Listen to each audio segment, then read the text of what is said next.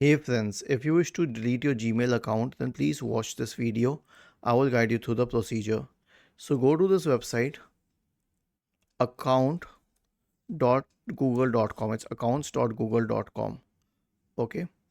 Now select the account which you wish to delete. Let's say it is this account. Okay.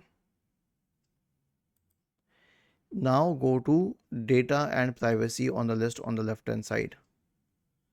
Now scroll down, scroll down, scroll down, scroll down and go to the absolute bottom, and there's an option which says delete your Google account.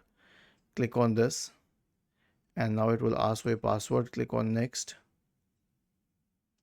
Okay, it says you have to confirm all of this. Yes, yes to both of these, and then click on delete account.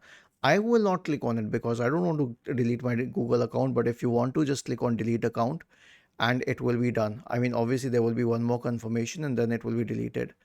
Was this helpful? If yes, then please subscribe to your channel, to this channel, and if not, then let us know in the comment section of the video on how we could help you further.